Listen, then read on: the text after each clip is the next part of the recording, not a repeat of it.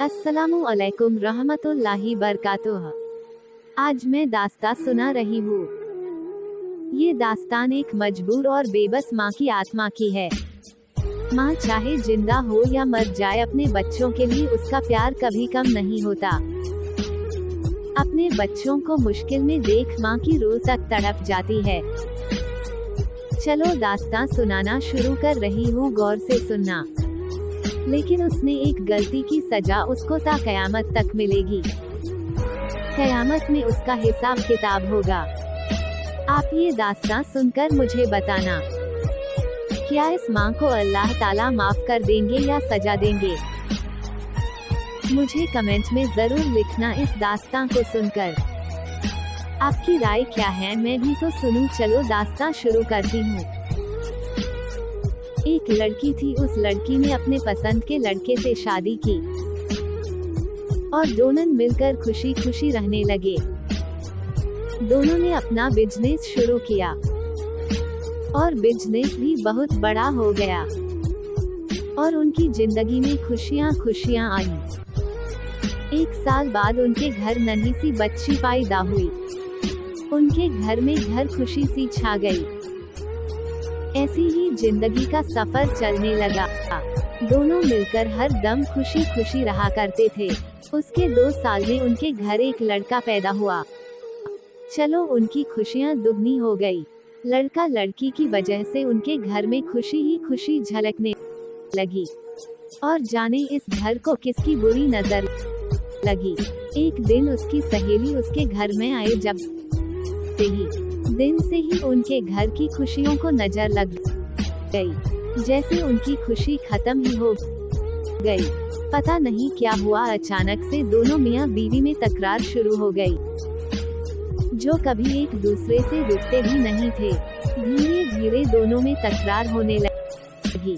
धीरे धीरे तकरार बने लगी। कुछ महीने ऐसे ही गुजर गए। तकरार रुकने का नाम ही नहीं ले रही थी। पति ने घर आना ही छोड़ दिया, बस हमेशा बाहर ही रहने लगा। पत्नी ने बहुत बुलाया मगर उसने एक ना सुनी और सहेली के घर रहने लगा। सहेली के घर में ही सोने लगा और वहीं रहकर इन लोगों को जैसा भूल ही गया। पत्नी ने बहुत बुलाया मगर बहाने से इनकार कर दिया। इस लड़ाई में औरत की तबीयत खराब हो गई। एक दिन अचानक से सीढ़ियां पर चलते चलते अचानक से उसका पैर फिसल गया और उसकी मौत हो गई, मगर जिसमें से उसकी रूह बाहर निकल गई। और किचन घर में खाना पका रही थी। पकाना होने के बाद अपने बच्चों को रोज तरह आवाज देकर बुला रही थी, मगर उसके बच्चे उसकी आवाज नहीं सुन रहे थे। उसके बच्चे उसके सामने से ही गुजर रहे थे, मगर वह माँ से कुछ बात नहीं कर रहे और ना उसको सुन पा रहे थे। मम्मी तुम कहाँ हो, कहते कहते रो रहे थे।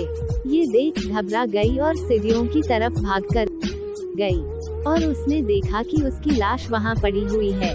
उसके दिमाग में आ गया, अब मैं जिंदा नहीं हूँ। अब उसने सोचा मेरे बच्चों का कैसा होगा, मैं तो मर गई हूँ और बच्चों के पापा भी घर नहीं आ रहे हैं।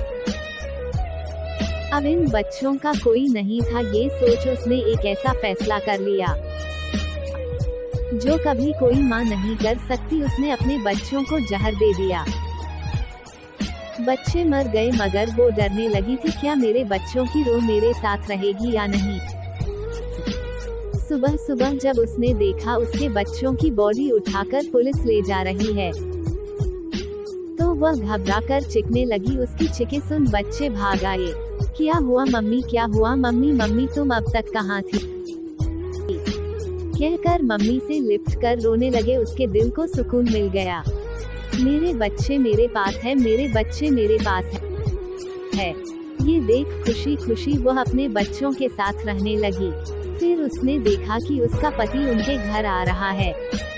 आदमी को पता चल गया कि उसके बच्चे और बीवी की मौत हो गई।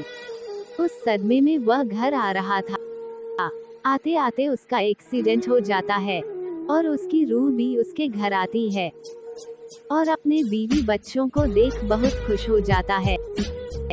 सब मिलकर खुशी खुशी उस घर में रहने लगते हैं।